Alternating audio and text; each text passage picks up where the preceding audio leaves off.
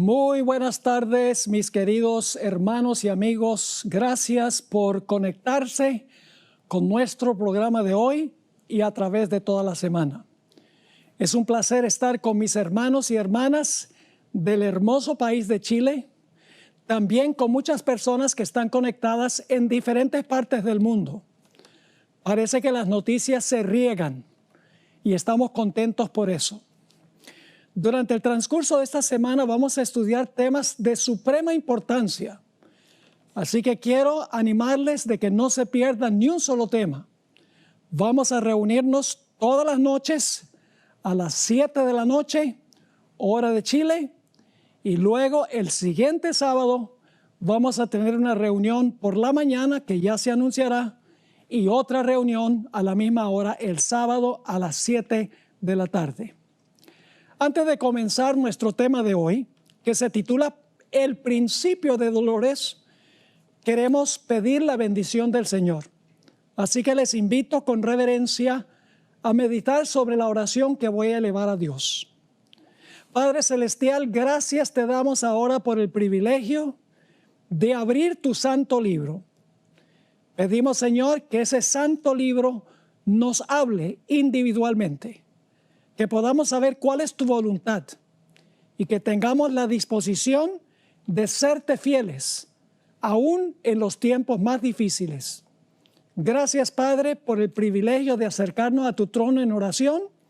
Sabemos que has escuchado esta oración y que nos responderás, porque venimos a ti confiados en el precioso nombre que es sobre todo nombre, el nombre de Cristo Jesús. Amén. Los primeros dos temas que vamos a trazar en el transcurso de esta semana tienen que ver con eventos finales. Ahora, hay diferentes formas de estudiar las profecías. La primera forma que podemos estudiar las profecías es temáticamente. Es decir, sustraemos de diferentes partes de la Biblia los eventos que van a ocurrir en el futuro y entonces ponemos todos esos eventos en el orden en que van a ocurrir. Un ejemplo de esto es el libro de Elena White, Eventos de los Últimos Días. Cada capítulo es un tema de lo que va a ocurrir en el futuro y los capítulos están en orden cronológico de acuerdo a cómo los eventos van a ocurrir. También podemos hacer eso con la Biblia. Podemos buscar en diferentes partes de la Biblia los eventos que van a ocurrir y luego los ponemos en orden cronológico. Así que se pueden estudiar las profecías temáticamente. También podemos estudiar las profecías desde la perspectiva del libro de Génesis. Hace algunos años hice una serie que se titula Descubriendo los misterios de Génesis. Y mostré que las historias de Génesis no solo son historias, sino que son profecías. Es decir, las historias de Génesis son tipológicas de eventos finales. Por ejemplo, Jesús dijo, como fue en los días de Noé, así será la venida del Hijo del Hombre. Como fue en los días de Lot, así será la venida del Hijo del Hombre. La experiencia de la Torre de Babel en Génesis 11 es la base de lo que nosotros tenemos en el libro de Apocalipsis sobre Babilonia. La historia de Caín y Abel es una ilustración del conflicto final, los puntos que tienen que ver con el conflicto final, la adoración y la obediencia a Dios. La historia de Génesis 22, a donde Abraham lleva a su hijo Isaac para sacrificarlo al monte Moria, es simbólico del sacrificio que tuvo que hacer el Padre enviando a Jesús a este mundo. Es decir, Génesis es un libro hermoso para estudiar los eventos finales. También podemos estudiar los eventos finales analizando las parábolas de Jesús.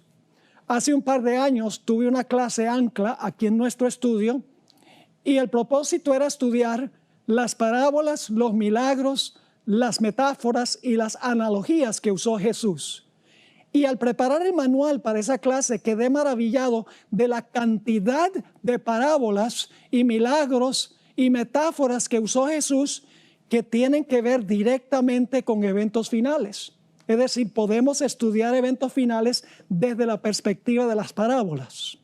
Lógicamente, podemos estudiar también eventos finales desde la perspectiva de Daniel y Apocalipsis. Son libros proféticos en todo sentido de la palabra. El problema que tenemos con estudiar temáticamente Génesis, las parábolas y Daniel y Apocalipsis es que estos eventos que se mencionan en estos libros no están en orden cronológico. Tenemos nosotros que buscar en todas esas fuentes y luego con oración y con estudio ver en qué orden están los eventos que encontramos allí. Pero hay un lugar en la Biblia a donde los eventos finales, los grandes puntales, se encuentran en orden cronológico, exactamente en el orden en que van a ocurrir.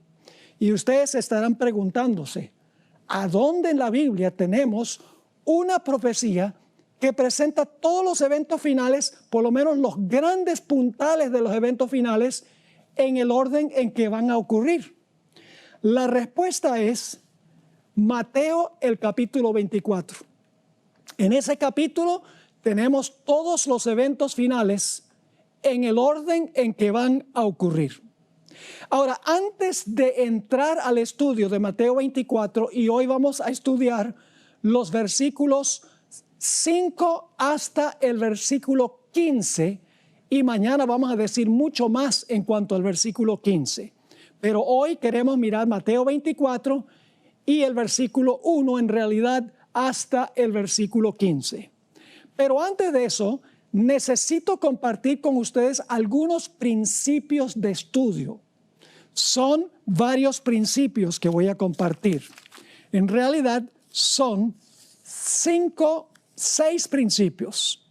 El primer principio lo encontramos en el libro Obreros Evangélicos, página 154. Aquí escribió Elena White las siguientes palabras. El capítulo 24 de Mateo me ha sido presentado repetidas veces como algo a que debe ser atraída la atención de todos.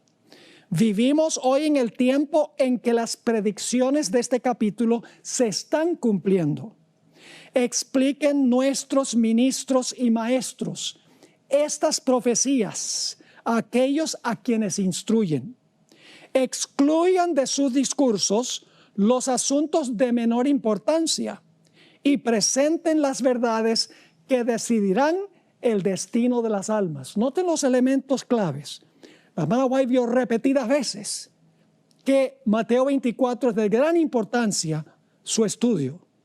Dice que las profecías de Mateo 24 se está cumpliendo hoy en día, que los ministros y maestros deben enseñarle a los que instruyen esta profecía y que deben excluir de sus discursos las cosas de menor importancia y predicar sobre las cosas que tienen que ver con el destino de las almas.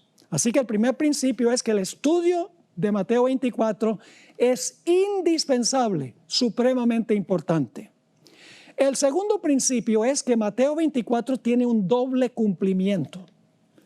Se cumple en la destrucción de Jerusalén y los eventos que llevan a ese evento, y se cumple en los eventos que llevan a la destrucción del mundo, a la segunda venida de Jesús.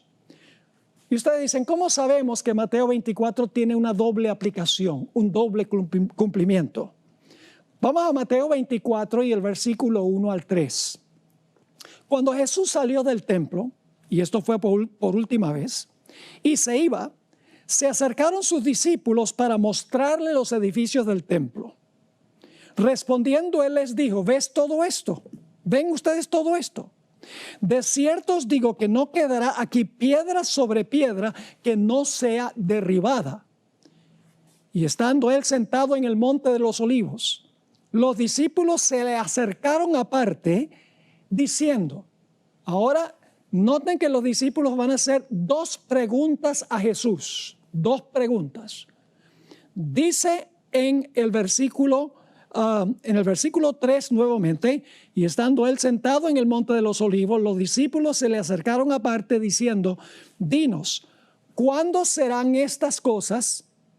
Acaba de hablar de la destrucción del templo, no iba a quedar piedra sobre piedra, pero ahora hacen otra pregunta. ¿Y qué señal habrá de tu venida y del fin del siglo? Es decir, del fin del mundo. Ahora, los discípulos pensaban que los dos eventos iban a ocurrir al mismo tiempo. La destrucción del templo y la destrucción del mundo. Ellos pensaban que eso iba a ocurrir al mismo tiempo. Jesús sabía que la destrucción del templo y lo que ocurre al final de la historia son dos eventos separados por muchísimos años. Pero lo que hizo Jesús fue entremezclar las dos aplicaciones, los dos cumplimientos de Mateo el capítulo 24. Quiero leerles varias citas ahora que encontramos en el Espíritu Profecía y quiero que noten la terminología que usa la hermana White para describir este doble cumplimiento de Mateo 24. Conflicto de los siglos, página 28. La profecía del Señor entrañaba un doble significado. Noten, doble significado. Al par que anunciaba la ruina de Jerusalén, presagiaba también los horrores del gran día final.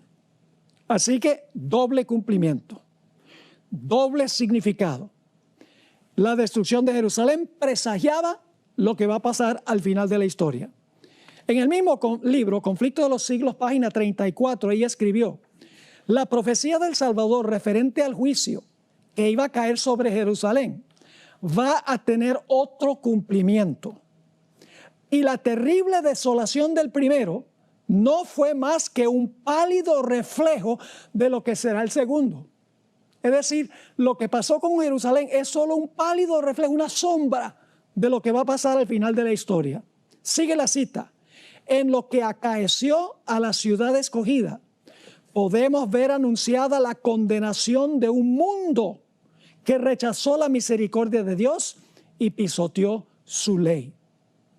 Otra cita la encontramos en el libro Eventos de los Últimos Días, página 18, donde dice lo siguiente: Cristo advirtió a sus discípulos en cuanto a la destrucción de Jerusalén y las señales que ocurrirían antes de la venida del Hijo del Hombre.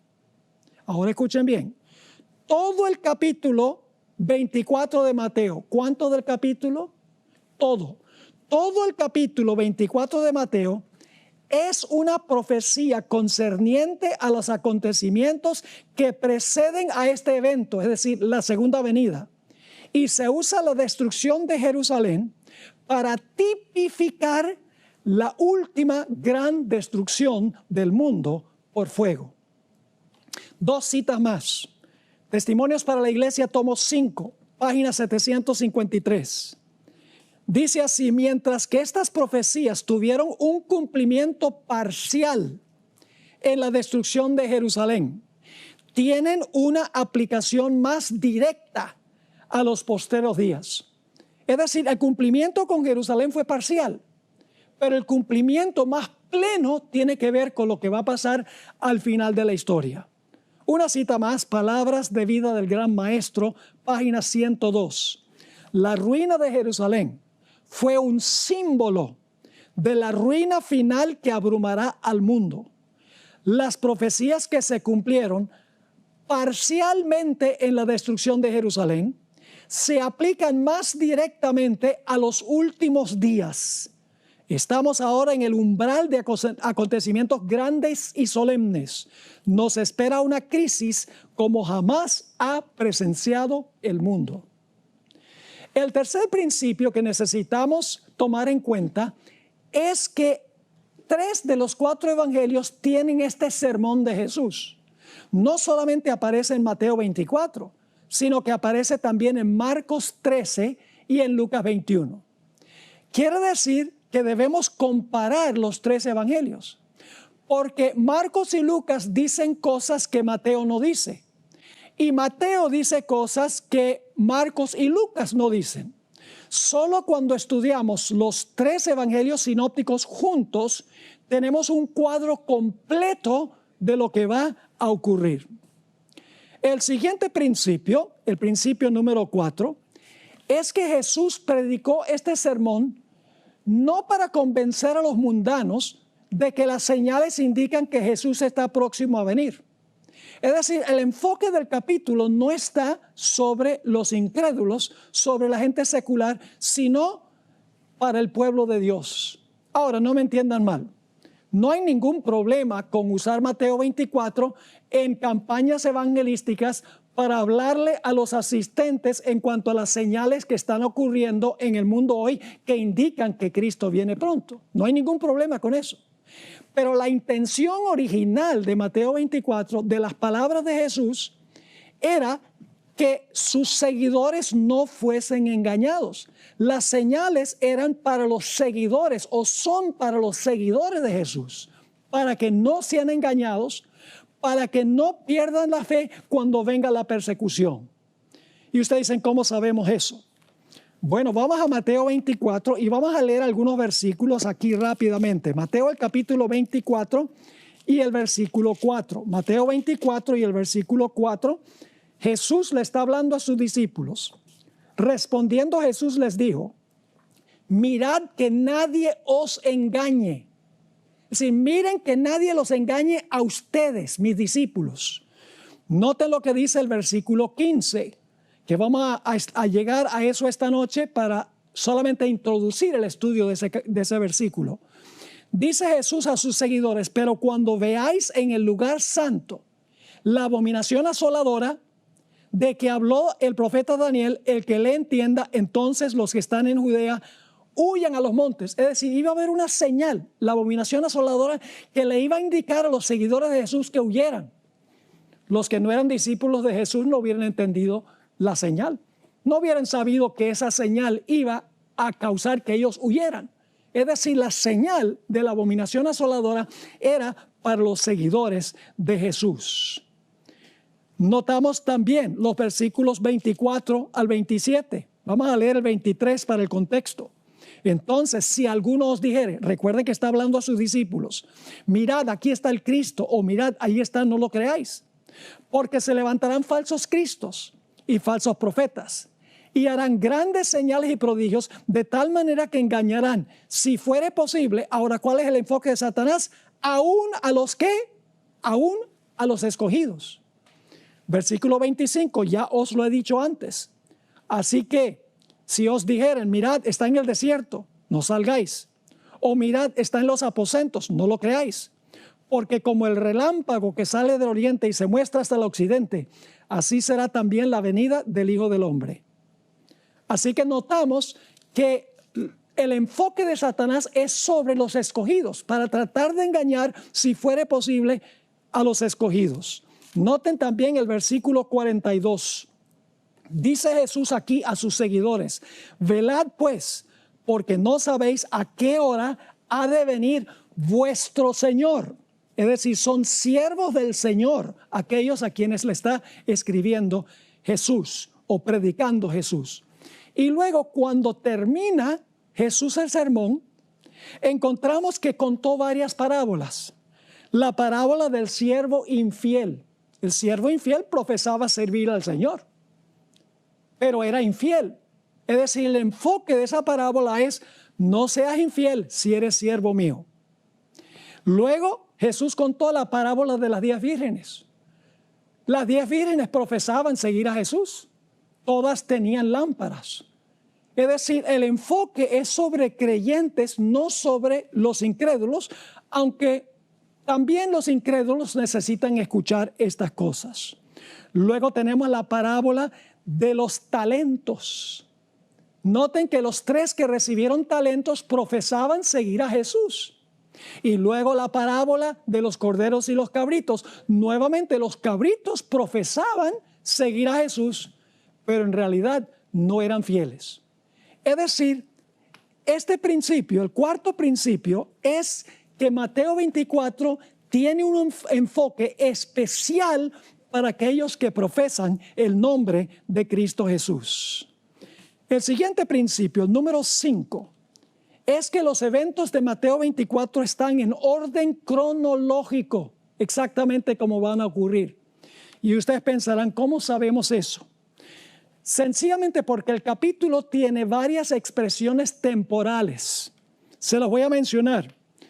Mateo 24:6 dice, va a haber guerras y rumores de guerras, pero aún no es el fin.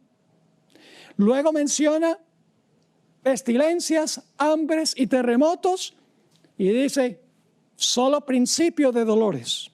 Y luego hay una palabra muy importante que se usa 9 veces en el capítulo. La palabra entonces. Esa palabra griega, tote, indica un evento que sucede cronológicamente después de otro. Esto, y entonces esto, y entonces esto, y entonces aquello. Es decir, la palabra entonces, que se usa repetidas veces en el capítulo, indica una secuencia cronológica de eventos. Ahora vamos a mencionarles los versículos a donde aparece la palabra entonces. Capítulo 24 y el versículo 9 dice, entonces os entregarán a tribulación y os matarán. Versículo 10, entonces muchos tropezarán. Versículo 14, será predicado el evangelio y entonces vendrá el fin. Mateo 24:16, cuando vean la abominación asoladora, entonces los que estén en Judea huyan. En Mateo 24:19 hay otra expresión temporal, aquellos días. Mateo 24:21 usa otra vez la palabra entonces. Entonces habrá gran tribulación. Mateo 24:22 otra vez usa una expresión 2 veces, una expresión que tiene que ver con tiempo. Aquellos días se usa 2 veces, si aquellos días no son acortados. La palabra entonces aparece nuevamente en el versículo 23. Inmediatamente después, el sol, la luna y las estrellas se oscurecerán. En Mateo 24:30 dice, entonces aparecerá la señal del Hijo del Hombre. Y en el mismo versículo dice, entonces todas las tribus de la tierra se lamentarán. Noten que vez tras vez se usa la palabra entonces, que indica una secuencia cronológica. El último principio que queremos notar en el estudio de Mateo 24 es que Mateo 24 y el conflicto de los siglos, escrito por Elena White, siguen el mismo orden de eventos. Comienzan en el mismo lugar y terminan en el mismo lugar.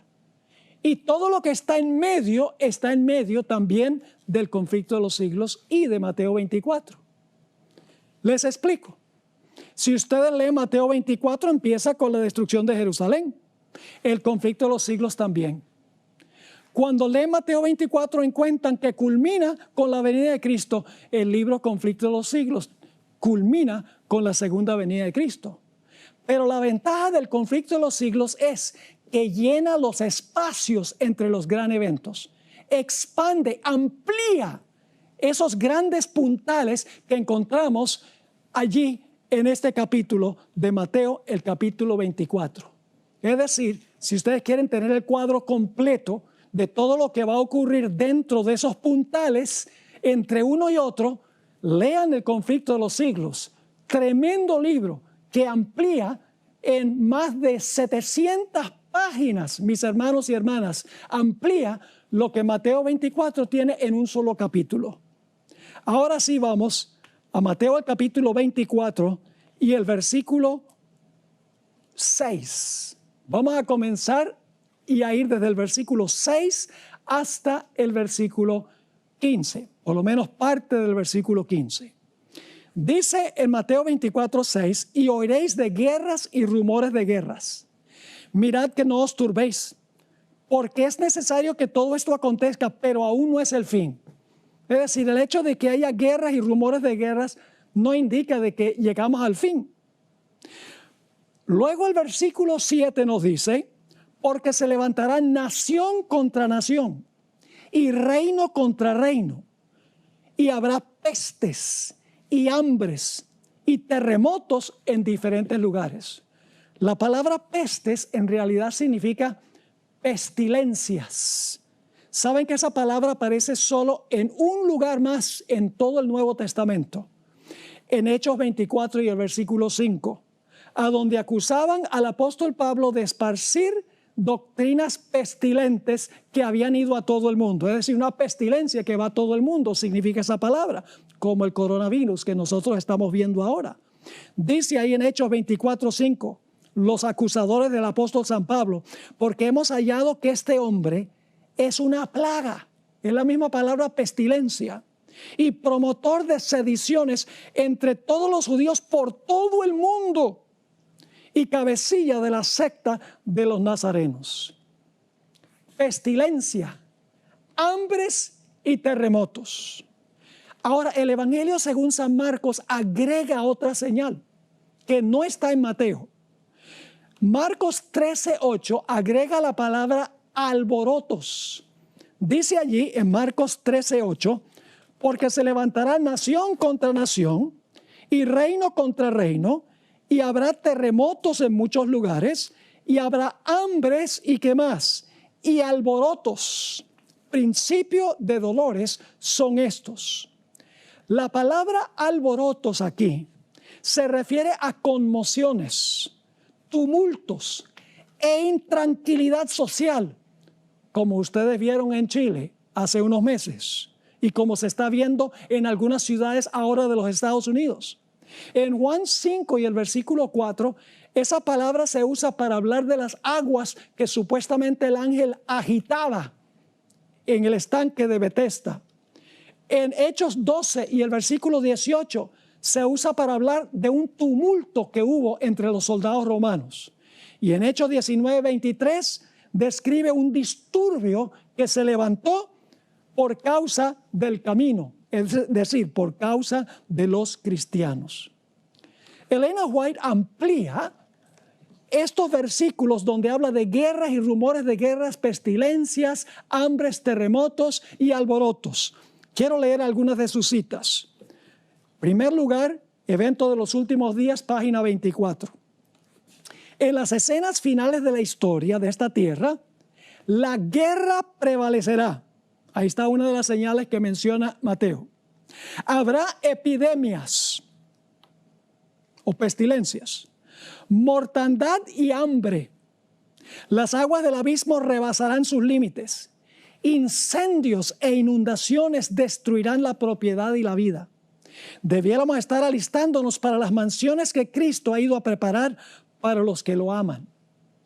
En Evento de los Últimos Días, página 27, ella escribió: aumentarán las hambrunas, las pestilencias barrerán a miles. A nuestro alrededor hay peligros procedentes de las potencias externas y de las operaciones satánicas de adentro. Pero ahora se está ejerciendo el poder restrictivo de Dios. La cita más importante está en el conflicto de los siglos 575 y 576. Elena White amplía y agrega que va a haber muchos más desastres que solamente hambres y pestilencias y terremotos y alborotos. Fíjense lo que escribió.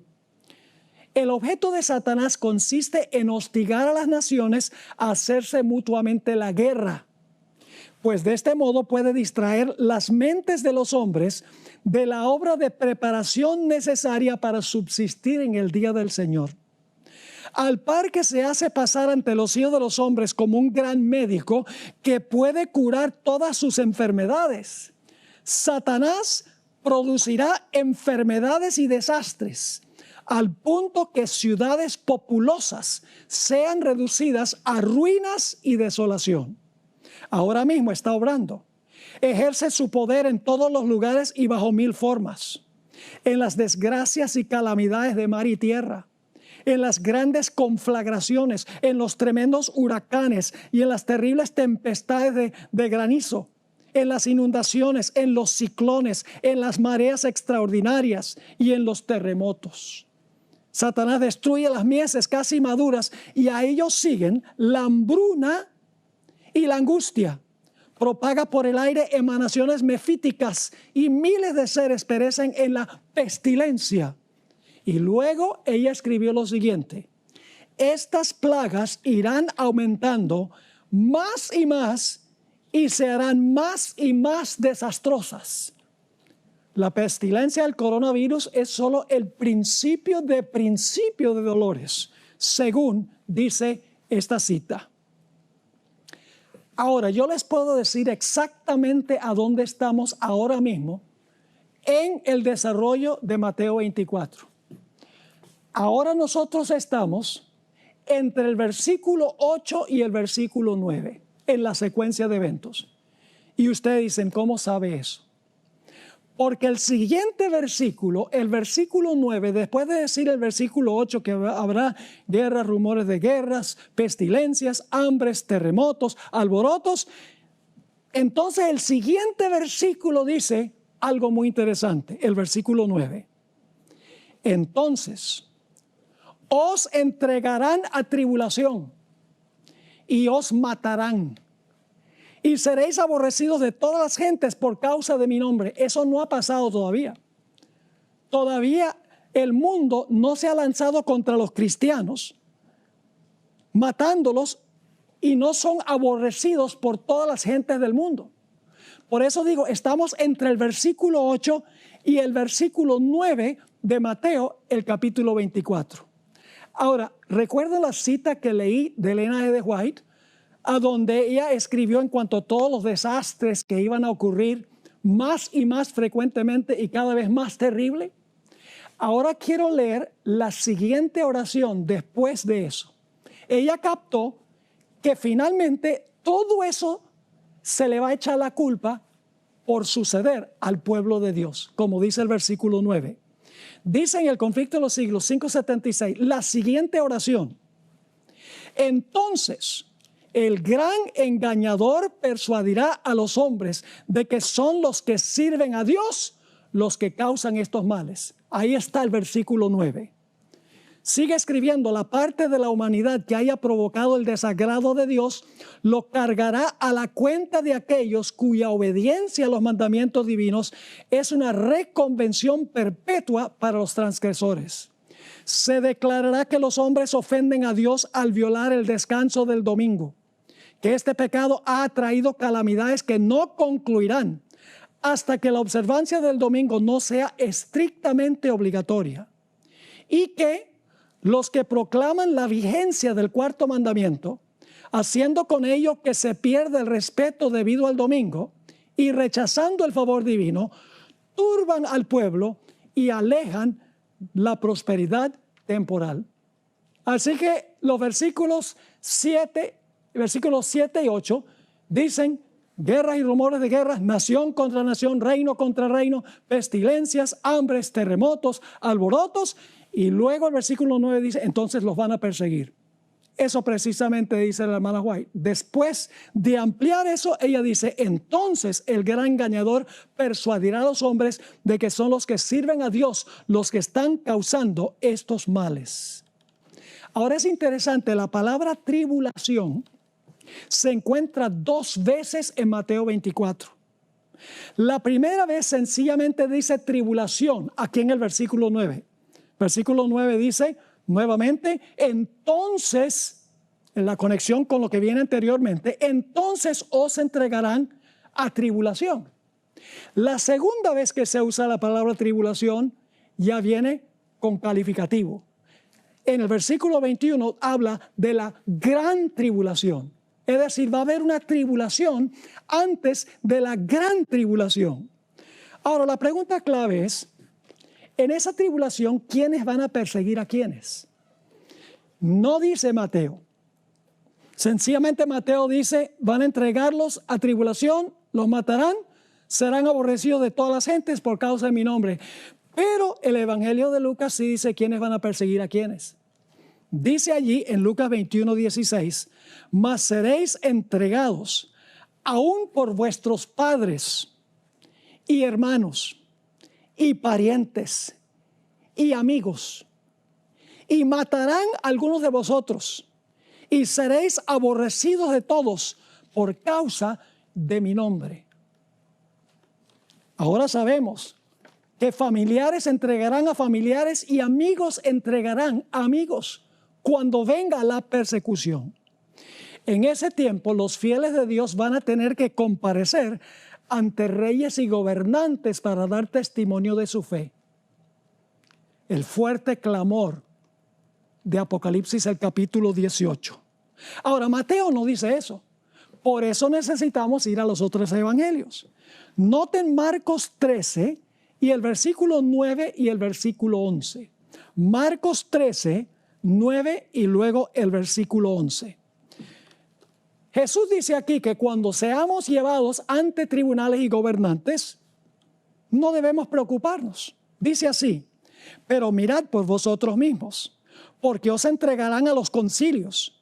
Y en las sinagogas, hoy le decimos iglesias, la primera aplicación eran sinagogas, la segunda es iglesias, y en las sinagogas os azotarán, y delante de gobernadores y de reyes os llevarán por causa de mí, para testimonio a ellos. Es decir, vamos a tener que comparecer ante los grandes de la tierra para dar razón de nuestra fe.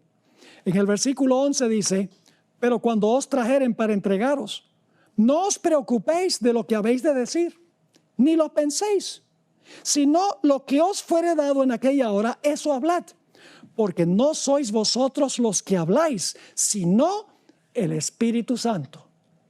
Es decir, el Espíritu Santo va a ser derramado sobre el pueblo de Dios para que puedan dar testimonio ante los grandes de la tierra. Leo un par de citas del Espíritu Profecía. En la Review and Herald, 18 de diciembre de 1888, una cita que no aparece en ninguna fuente en español, yo la traduje, dice así: ahora no nos parece posible que alguno de nosotros tendrá que comparecer solo ante las autoridades. ¿Cómo vamos a comparecer? Solos, mis hermanos y hermanas. Ahora no nos parece posible que alguno de nosotros tendrá que comparecer solo. Pero si alguna vez Dios ha hablado por mi intermedio, dice la hermana White, llegará el tiempo cuando seremos llevados ante concilios y ante miles de personas por causa de su nombre. Y cada uno tendrá que dar razón de su fe. Luego vendrá la crítica más severa sobre cada posición que se ha tomado en favor de la verdad.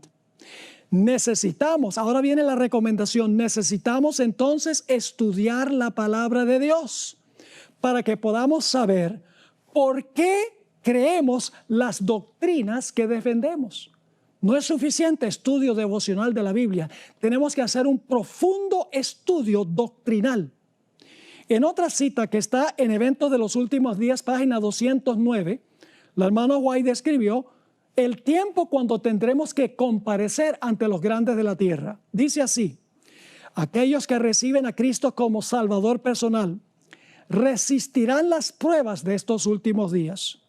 El Señor Jesús dará a los discípulos una lengua y una sabiduría que sus adversarios no podrán contradecir ni resistir.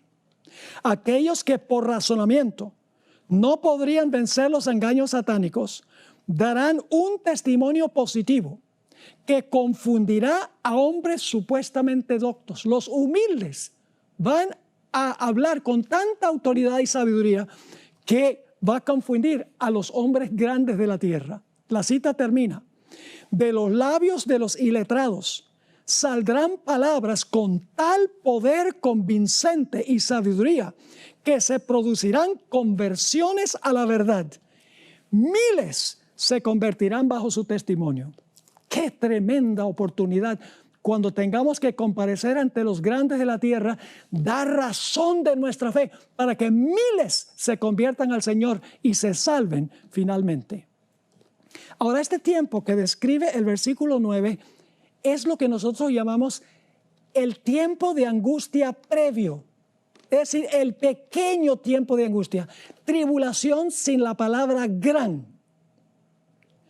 Durante este tiempo Dios va a derramar la lluvia tardía. Durante este tiempo el pueblo de Dios va a proclamar el fuerte clamor de Apocalipsis 18 que se centra en el mensaje del sábado. Y eso va a traer persecución. Quiero leerles una cita de la hermana White donde ella habla del tiempo de angustia previo o el pequeño tiempo de angustia, que es lo que tenemos en el versículo 9. Sabemos que en el versículo 9 todavía no es la gran tribulación, porque en la gran tribulación no va a morir ningún fiel de Dios. Pero aquí dice en el versículo 9, os entregarán a tribulación y os matarán. Durante esta tribulación habrá mártires, según dice el Señor Jesucristo. En Primeros Escritos, página 33, la hermana White escribió lo siguiente, en cuanto a este tiempo de angustia previo de Mateo 24:9. Vi que Dios tenía hijos que no reconocen ni guardan el sábado. No han rechazado la luz referente a él. Y al empezar el tiempo de angustia, fuimos henchidos del Espíritu Santo cuando salimos a proclamar más plenamente el sábado. Esto enfureció las otras iglesias y a los adventistas nominales, pues no podían refutar la verdad sabática. Y entonces todos los escogidos de Dios, comprendiendo claramente que poseíamos la verdad, salieron. El contexto indica que son personas que salen de las iglesias de Babilonia para ingresar al pueblo de Dios. Dice nuevamente, esto enfureció a las otras iglesias y a los adventistas nominales, pues no podían refutar la verdad sabática. Y entonces todos los escogidos de Dios, comprendiendo claramente que poseíamos la verdad, salieron y sufrieron la persecución con nosotros. ¡Qué tremendo! Y luego dice ella, vi guerra, hambre, pestilencia y grandísima confusión. Las mismas señales de Mateo 24 y el versículo 6 y 7. Así que dice, nuevamente, vi guerra, hambre, pestilencia y grandísima confusión en la tierra. Los impíos pensaron que nosotros habíamos acarreado el castigo sobre ellos y se reunieron en consejo para raernos de la tierra, creyendo que así cesarían los males. Ahora, cuando una persona leyó esta cita de la hermana White, le escribió y le dijo, pero usted escribió que al empezar el tiempo de angustia fuimos llenos del Espíritu Santo y proclamamos el sábado. Pero, hermana White, usted dijo en otra parte que en el tiempo de angustia ya la puerta de la gracia se cerró. Entonces, ¿cómo se explica eso? La hermana White tuvo que enviar una explicación. En Primeros Escritos, página 85, ella habló sobre este corto tiempo de angustia. Dice, el comienzo del tiempo de angustia mencionado entonces no se refiere al tiempo cuando comenzarán a ser derramadas las plagas, sino a un corto periodo precisamente antes que caigan mientras Cristo está en el santuario. Es decir, la puerta de la gracia no se ha cerrado en el versículo 9. Se cierra, vamos a ver mañana en el versículo 15. Sigue diciendo, en ese tiempo, cuando se esté terminando la obra de salvación, vendrá aflicción sobre la tierra y las naciones se airarán, aunque serán mantenidas en jaque, porque los ángeles están reteniendo los vientos, para que no impidan la realización de la obra del tercer ángel. En ese tiempo descenderá la lluvia tardía. En el corto tiempo de angustia, hermanos y hermanas, descenderá la lluvia tardía o refrigerio de la presencia del Señor para dar poder a la voz fuerte del tercer ángel. Es el fuerte clamor de Apocalipsis 18. Y preparar a los santos para que puedan subsistir durante el periodo cuando las 7 postreras plagas serán derramadas. Pero cuando viene esta persecución, va a haber un zarandeo entre el pueblo de Dios. Eso está en Mateo 24:10.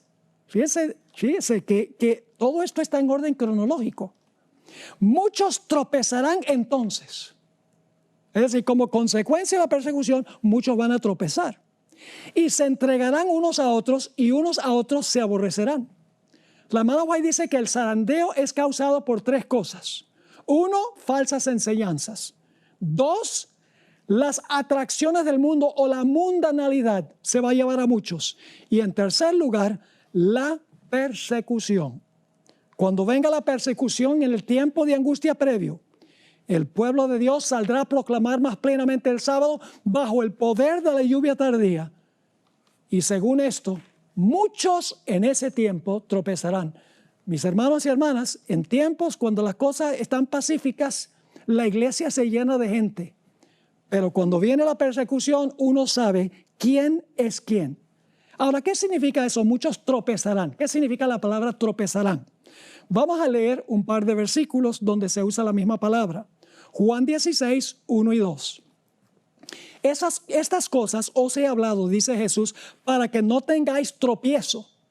Es decir, para que no tropiecen ni caigan, os expulsarán de las sinagogas. Y aún viene la hora cuando cualquiera que os mate pensará que rinde servicio a Dios. Es decir, los que van a atacar al pueblo de Dios son gente que profesa ser pueblo de Dios. Marcos 4, 16 y 17, en la parábola del sembrador, habla de la semilla que fue sembrada entre las piedras o entre las rocas.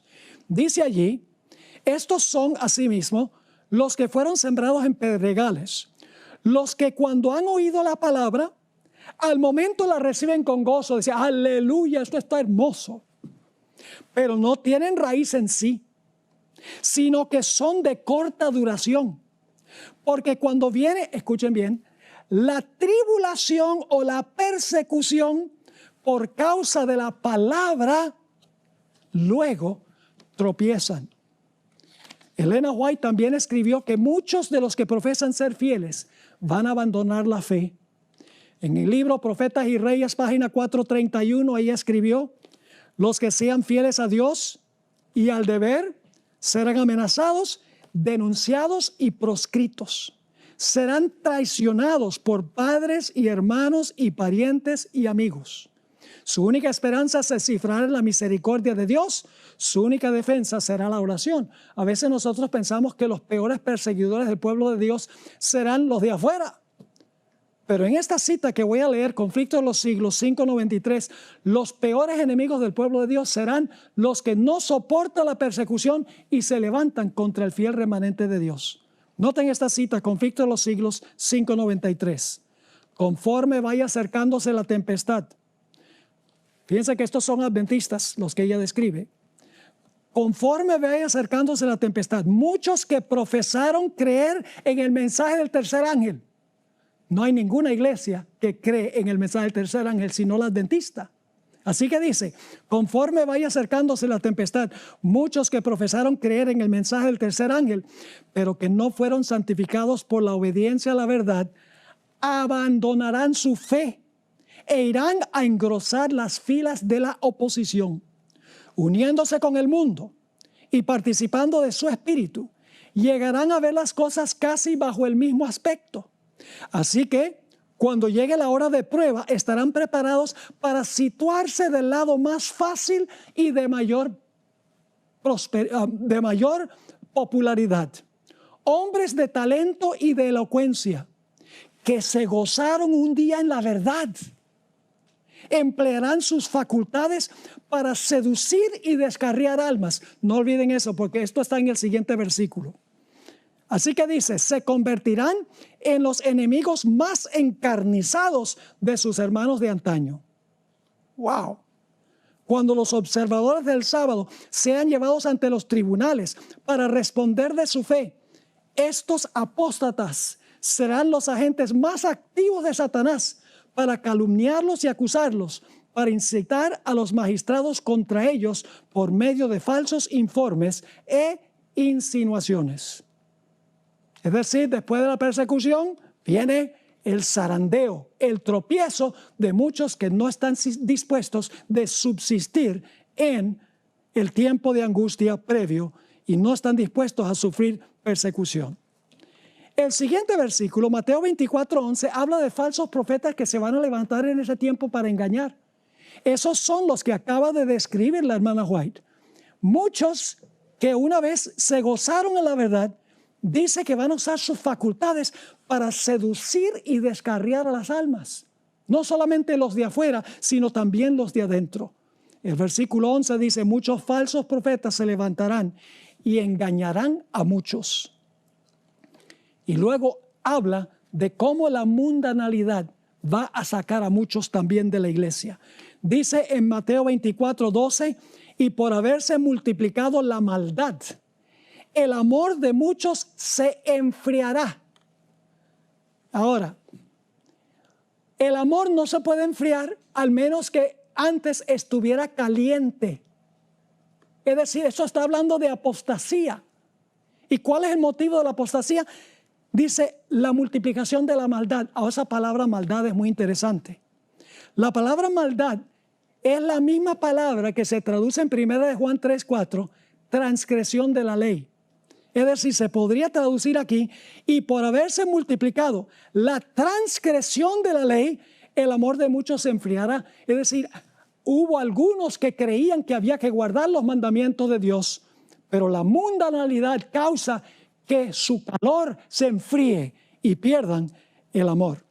Y dicho sea de paso, estos son personas que profesan creer en Jesús. Y ustedes dicen, ¿cómo sabemos eso? Bueno, noten lo que dice en Mateo 7, 21 al 23. La misma expresión se usa, la palabra maldad. Noten Mateo, el capítulo 7, y vamos a leer el versículo 21 al 23 para que ustedes vean que aquellos que se les va a enfriar su amor, antes eran calientes, antes eran seguidores de Jesús. Dice en Mateo 7, 21, no todo el que me dice Señor, Señor, son cristianos, profesos, entrará en el reino de los cielos, sino el que hace la voluntad de mi Padre que está en los cielos. Muchos me dirán en aquel día, Señor, Señor, ¿no profetizamos en tu nombre? Fíjense que eran cristianos. Y en tu nombre echamos fuera demonios. Y en tu nombre hicimos muchos milagros. Imagínense, profetizaron, echaron demonios, hicieron milagros y profesaban a Jesús. ¿Qué va a decir Jesús? Y entonces les declararé, nunca os conocí, apartados de mí, transgresores de la ley. Wow. Ahora, no todos van a ser zarandeados por las falsas enseñanzas, el mundo y la persecución. Algunos van a permanecer firmes hasta el fin. Y por eso Jesús dijo en Mateo 24, 13, mas el que perseverare hasta el fin será salvo. El que se mantenga firme en medio de la persecución, en medio de los engaños de los falsos maestros, en medio de la mundanalidad y la transgresión de la ley, esos van a perseverar hasta el fin y finalmente serán salvos. Y luego tenemos Mateo 24 y el versículo 14, y será predicado este evangelio del reino en todo el mundo para testimonio a todas las naciones, y entonces vendrá el fin. 3 elementos claves que quiero que noten en este versículo. En primer lugar, el evangelio se predica ¿a dónde? En todo el mundo. Y luego entonces, ¿qué sucede? Viene el fin. Ahora, ¿dónde encontramos en Apocalipsis esas 3 ideas? Apocalipsis 14 y el versículo 6 y 7 habla de la proclamación final a todo el mundo del mensaje del evangelio en un contexto especial. Dice en Apocalipsis 14, 6 y 7, vi volar por en medio del cielo a otro ángel que tenía, ¿qué cosa? El evangelio eterno, para predicarlo a los moradores de la tierra. Ahora bien, el evangelio va ¿a qué parte? A todo el mundo, a toda nación, tribu, lengua y pueblo, diciendo a gran voz, temed a Dios y dadle gloria, porque la hora de su juicio ha llegado, y adorad a aquel que hizo el cielo y la tierra, el mar y las fuentes de las aguas. Va a haber una proclamación del evangelio eterno al final de la historia, a toda nación, tribu, lengua y pueblo. Y luego, si ustedes van a Apocalipsis 14 y el versículo 14, se ve a Jesús sentado en una nube con una hoz aguda y va a regresar por segunda vez a la tierra. Entonces viene el fin, en otras palabras. En el conflicto de los siglos 3:56, Elena White escribió que el mensaje del evangelio al final de la historia se predica en un contexto especial. Esto es lo que escribió. El mensaje de salvación ha sido predicado en todos los siglos. Pero este mensaje, el del primer ángel, es parte del evangelio que solo podía proclamarse en los últimos días. Pues solo entonces podía ser verdad que la hora del juicio había llegado. Lutero no podía predicar, teme a Dios y dale gloria, porque la hora de su juicio llegó, porque la hora del juicio no fue en los días de Lutero. Pablo no podía predicar el mensaje del primer ángel tampoco. El evangelio se puede predicar en el contexto del juicio solo al final de la historia, cuando el juicio comienza. Y luego viene la abominación asoladora en el versículo 15. La abominación asoladora es la gran prueba final para el mundo. Va a dividir al mundo en 2 grupos: los salvos y los perdidos. Tenemos tiempo solamente de introducir esto. Mañana No se lo pierdan por nada. Vamos a hablar de los eventos que ocurren desde Mateo 24:15 hasta Mateo 24 y el versículo 31. Así que no se lo pierdan. Todavía nos faltan algunas de las cosas más importantes de los eventos finales. Pero vamos a leer Mateo 24, 15 y 16 y lo vamos a comparar con Lucas 21, 20 y 21. Nuevamente hay que ir a los otros evangelios porque nos dan detalles que no están en Mateo. Mateo 24, 15 y 16 dice lo siguiente. Por tanto, cuando veáis en el lugar santo la abominación asoladora de que habló el profeta Daniel, el que lee entienda, entonces los que estén en Judea huyan a los montes. Es decir, la abominación asoladora era la señal para los fieles que estaban en la ciudad de que en ese momento, al ver la señal, ellos debían huir de la ciudad para que no fueran destruidos. El Evangelio según San Lucas lo expresa de una forma distinta, radicalmente distinta. Pero mañana vamos a ver cuál es la relación entre Mateo 24, 15 y 16 y Lucas 21, 20 y 21. Noten lo que dice Lucas 21, 20 y 21. Pero cuando viereis a Jerusalén rodeada de ejércitos, es decir, la abominación asoladora significaba Jerusalén rodeada de ejércitos. Esa era la señal. Y mañana vamos a hablar sobre qué tenían esos ejércitos romanos. Tenían estandartes y en el estandarte había algo muy importante. Pero mañana vamos a esbozar eso. Así que dice, pero cuando viereis a Jerusalén rodeada de ejércitos, sabed entonces que su destrucción ha llegado. Entonces los que estén en Judea huyan a los montes.